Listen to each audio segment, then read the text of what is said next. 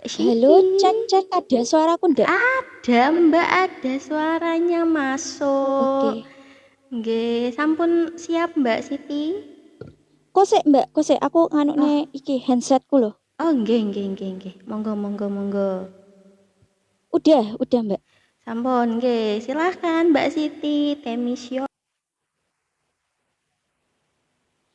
Cewek Jawa itu nggak manja. Cuma logatnya aja yang kayak ajak nikah. Assalamualaikum warahmatullahi wabarakatuh. Halo fans yang di bawah, halo halo. Selamat malam user aplikasi. User yang banyak makan bakmi terasi segar sari yang bernutrisi. Jangan aja makan hati.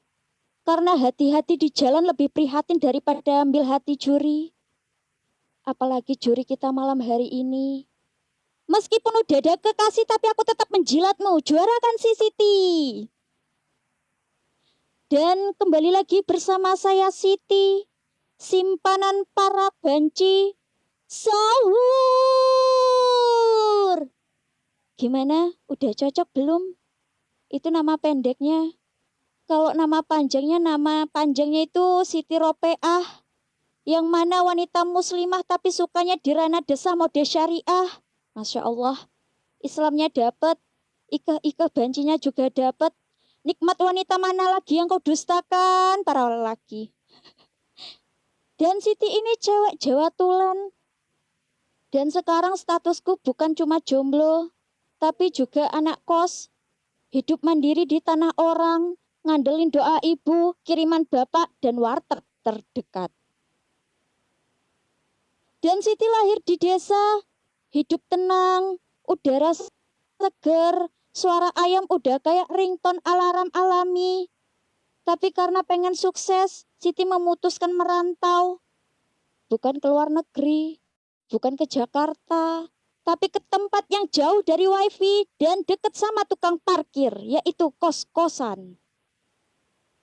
Pas pertama kali sampai di kota, aku shock. Orang ngomong cepet, harga makanan mahal, di jalanan rame. Ini kota apa arena PUBG? Kok banyak banget yang nyerempet hidupku? Wah,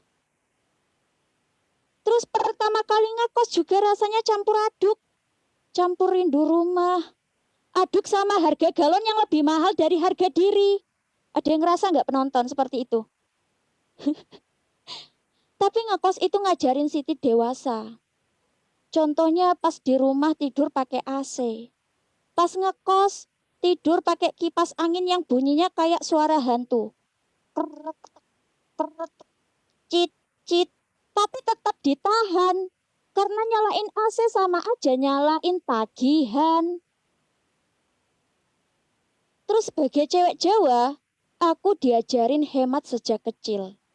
Dan itu berguna banget pas ngekos. Nasi sisa semalam diangetin, air galon habis, ngemis ke tetangga kos, gas habis, masak mie pakai gas alami. Bukannya jadi mibal, malah jadi mikom. Kayak salamnya anak sekarang. Mikom. Dan di kosan, Siti punya dapur ajaib. Ada rice cooker, mie instan, dan satu teflon keramat yang udah jadi wajan serbaguna.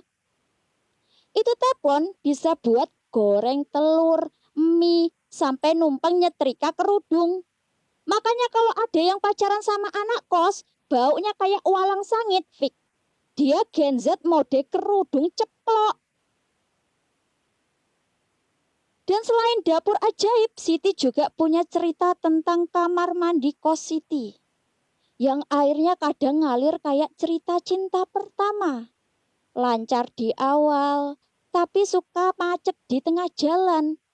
Pernah Siti mandi buru-buru, sabunan. Airnya mak jelek, mati. Langsung berasa jadi mode iklan sabun.